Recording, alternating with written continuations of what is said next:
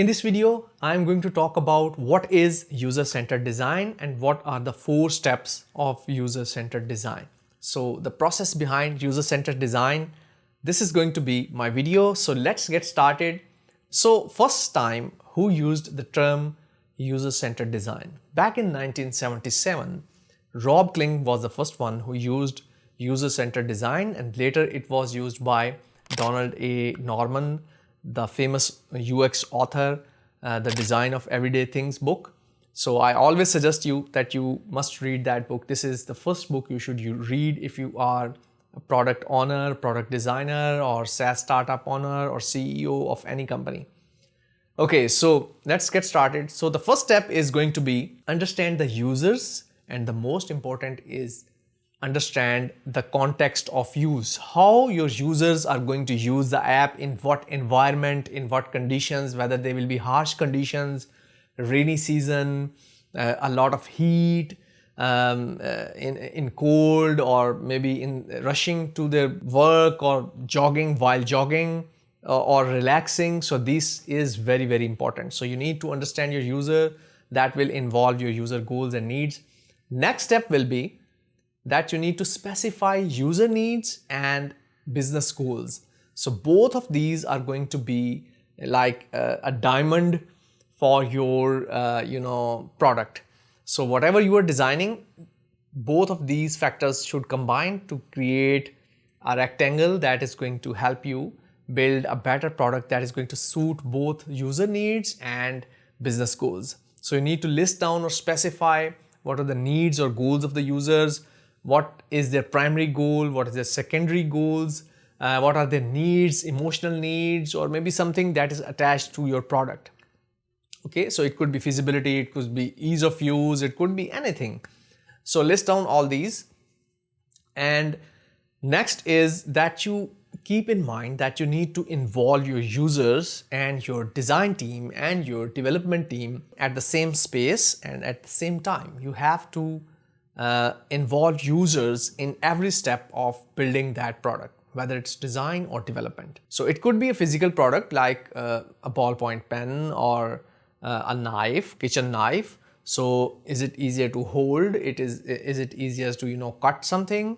Is it too heavy? Is it too light? See, these are the things.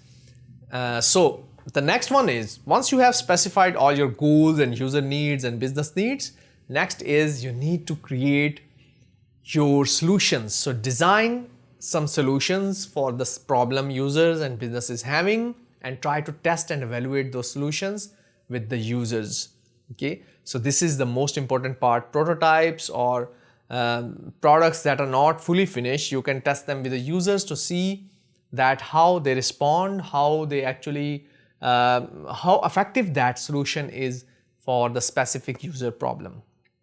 And in the last, you have to measure the effectiveness of your solution. So if you have prepared like 4 different knives or 4 different products or 2 different prototypes and one is performing very good, so you should try to implement that. Or maybe one is having good onboarding and the other one is having better checkout options and faster checkout, then you can combine the best of both, two of those prototypes. So evaluation and effectiveness of your design solution.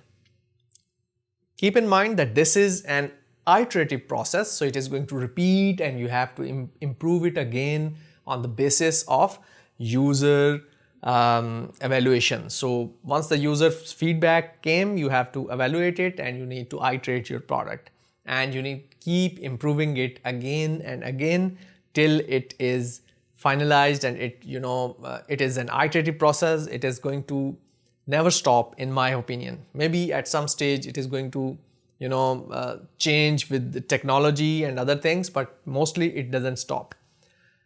Okay, so few key aspects that a lot of people don't know is that you have to match system model and conceptual model or users model of your product while designing like user-centered design products. So if you are using a user-centered design process while designing a product, you have to combine the conceptual model and the system model. So for example, I am a user And I am familiar with this ballpoints that have a cap like this that goes back, and then I try to hang it over here. So you can see it clicks, it has a click feedback that now it is permanently at the back, it is fixed at the back, and similarly it has a click sound over here.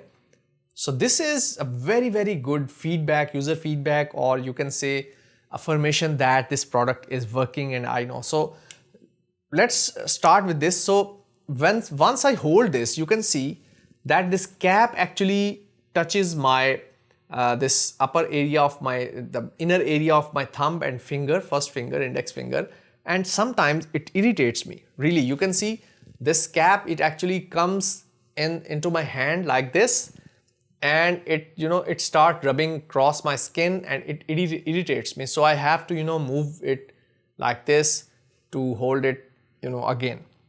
So this is one problem. So you have to match the user's mind. So if you are designing something very new that your for example the nib of your ballpoint pen, it actually folds itself inside once you don't use it for 10 seconds.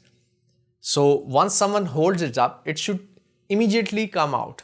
So this is a very new concept, but it can be developed.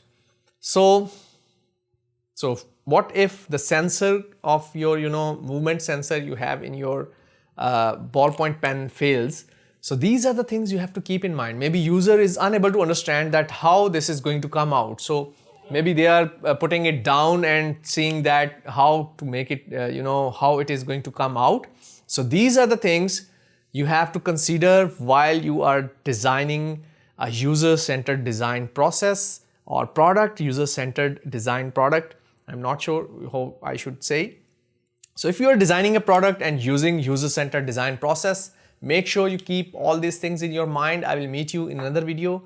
If you have any project in mind, you can have my email and you can email me. We can discuss it further. You can set up consultation with me, a free 15-minute or 10 minutes consultation of your product. And that is all. Take care. Bye-bye.